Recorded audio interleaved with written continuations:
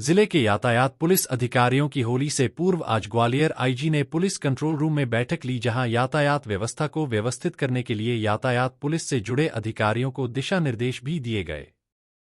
बैठक में वरिष्ठ पुलिस अधीक्षक धर्मवीर सिंह, अतिरिक्त पुलिस अधीक्षक यातायात कृष्णलाल चंदानी सहित यातायात पुलिस से जुड़े अधिकारी मौजूद रहे। बैठक में वरिष्ठ अधिकारियों ने यातायात के थाना प्रभारियों से उनके क्षेत्र की यातायात व्यवस्था के संबंध में जानकारी प्राप्त की और यातायात सुधार के बारे में जानकारी प्राप्त की। यातायात पुलिस के अतिरिक्त पुलिस अधीक्षक कृष्णलाल चंदानी ने बैठक के संबंध में जानकारी देते हुए बताया कि किसी भी शहर का यातायात ही उस शहर की पहचान होती है और सुव्यवस्थित यातायात की वजह से ही शहर की एक अच्छी इमेज बनती है। इसलिए सीमित संसाधनों में ही शहर की यातायात व्यवस्था को सुदृढ़ बनाए रखने के प्रभावी प्रयास किए जाएंगे। शहर में ऑटो, ई-रिक्शा के मार्गों को व्यवस्थित करने के साथ ही नियमों का उल्लंघन करने वाले वाहनों पर सख्त कार्रवाई करने के निर्देश दिए गए हैं।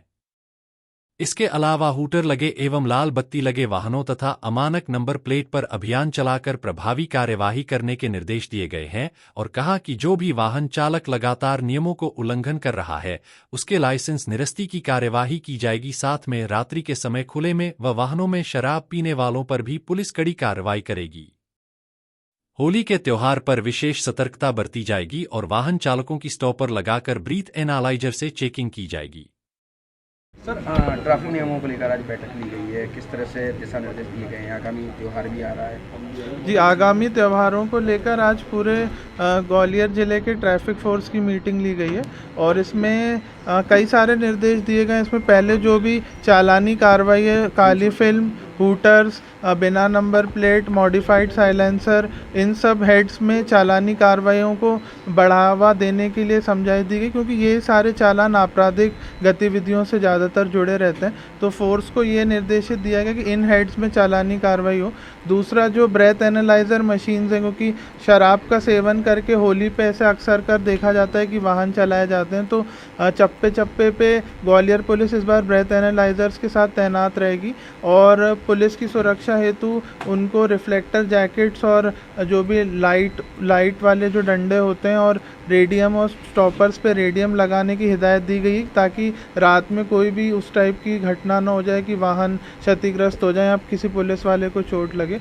उसके अलावा एक ट्रैफिक के बल का भी रिव्यू किया गया और जो इम्पोर्टेंट पॉइंट्स हैं जहाँ पे कंजेशन लगता है वहाँ पे फोकस करने के लिए कहा गया है, जैसे बारादरी चौराहा, इंदरगंज चौराहा, गोले का मंदिर, जहाँ पे विशेषकर ट्रैफिक प्रभावित रहता है, तो उन क्षेत्रों को फोकस करने के लिए कहा गया है। इसके अलावा भी जनरल दिशा निर्देश दिए गए हैं कि जो भी पॉइंट ऑफ सेल मशीन्स हैं, क्या सब लोग उसका सही से प्रयोग कर पा रहे हैं कि नहीं, कोई पेमेंट्स, ऑनलाइन पेमेंट्स में समस्याएं तो नहीं आ रही हैं। तो इन सब को लेके ट्रैफिक का ओवरऑल रिव्यू किया गया है और होपफुली जो ये पूरा मार्च का सीज़न है, जहाँ पे होली, रंग पंचमी और रमज़ान जैसे त्यौहार हैं, तो ये सब अच्छे से निकलें और शहर की ट्रैफिक व्यवस्था अच्छे से सुनिश्चित होकर चलती रहे, इस टाइप से दिशा निर्देश दिए गए। तो सर, कई बार देखा जाता है चेकिंग के दौरान जनप्रतिनिधियों को भी फोन आते हैं, उनसे किस तरह निपटा जाएगा?